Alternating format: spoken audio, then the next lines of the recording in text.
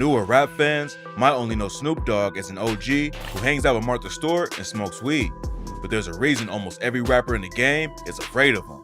Snoop came up as a Rolling 20s Crip in Long Beach, and right after coming into the industry, he got hit with the first-degree murder charge.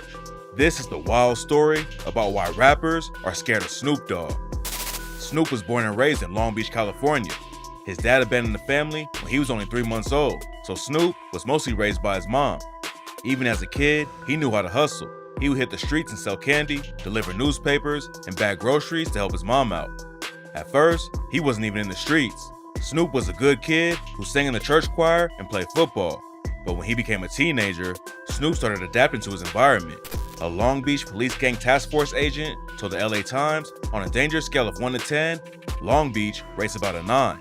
The gang situation has been way out of control there for more than a decade.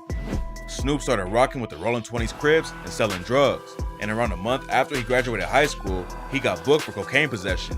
He was in and out of jail for the next 3 years, and Snoop realized he needed to switch up how he was moving.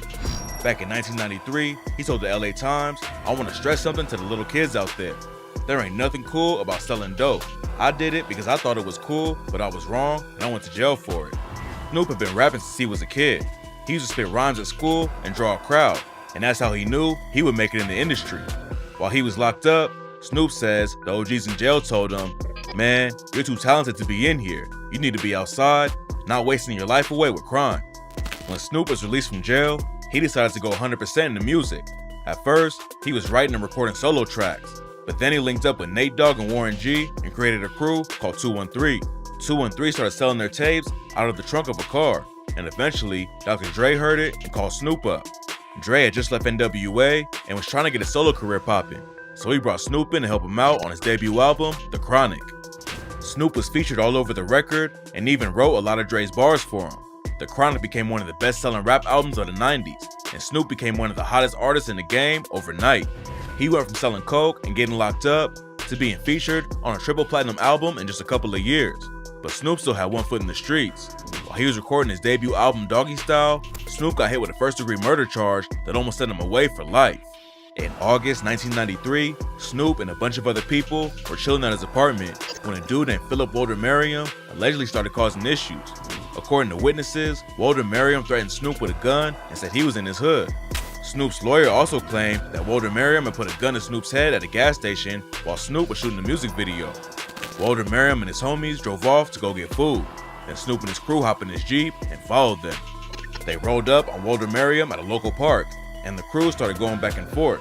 At one point, Walter Merriam reached for his pistol, but Snoop's bodyguard McKinley Lee upped his strap and killed Walter Merriam before he can get off a shot.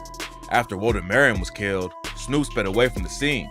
But instead of doing the race like Tay-K, Snoop turned himself in and spent the next 2 years fighting the case.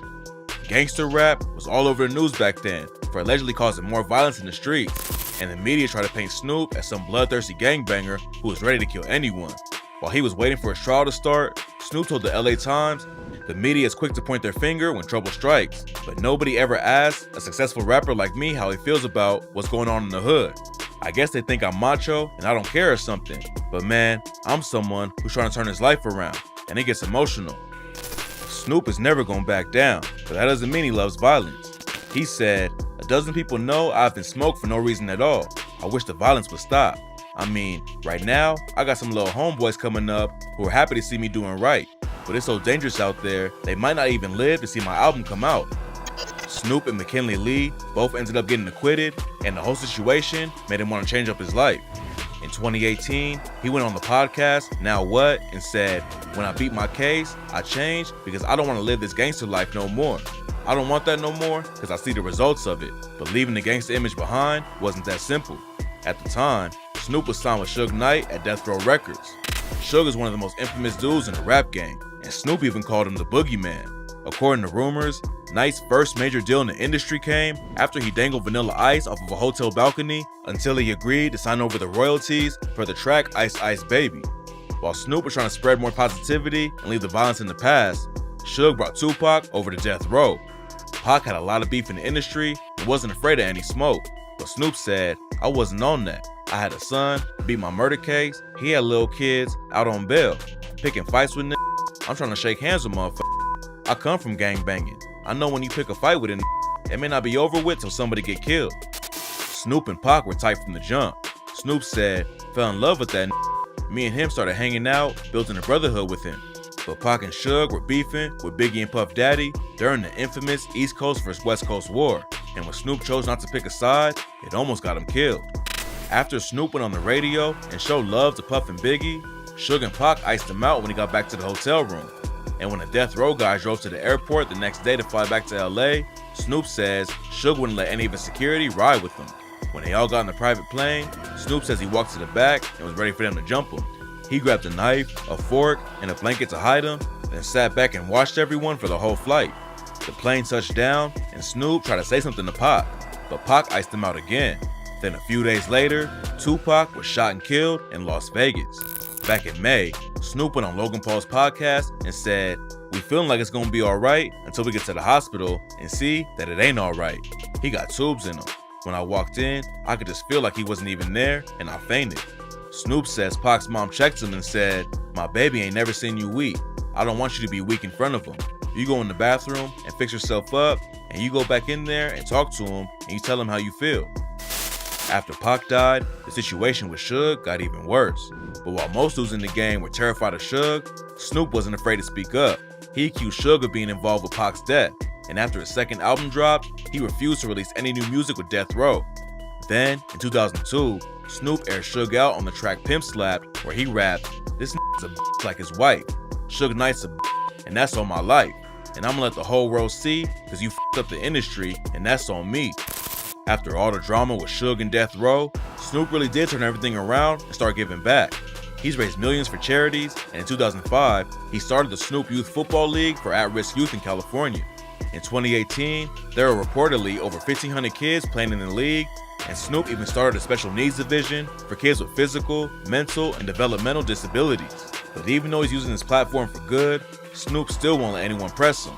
Back in 2015, a dude from the Rolling 20s Crips named Big Flossie aired Snoop out on Facebook for not doing enough for Long Beach. Rumors started flying that Snoop was banned from his old hood, but he hopped online to clear it up. Snoop posted a video and said, "First of all you talking that shit about Snoop can't come to the hood, he can't do this. I can do whatever I like when I like. Second of all, you niggas is 50 years old. You can't get a job, cuz? I'm the king of Long Beach. I made it fashionable for niggas to bang the dub. I made it universal, motherfucker. I'm the nigga that took the set around the whole globe. Yeah, that's me. That's who. But now I'm doing positive things now. I'm enlightening homies and showing them how to get it a different way. Cause I know the truth. It ain't none of you put me on the set. And ain't none of you motherfuckers gonna kick me off the set, mother. Yeah, Big Snoop Dogg. Don't get it f***ed up. Snoop is one of the only OGs from the 90s who's still relevant today. At this point, he's not just a rapper, he's a certified superstar who still has connections to the street. A lot of rappers make it out of their hood and leave it behind. But Snoop has been giving back for decades and still shows love to Long Beach. Nobody else in the game is like Snoop, and that's why his rep has been solid since the 90s. And even though he's all about spreading positivity, other rappers know that trying to press him won't end well.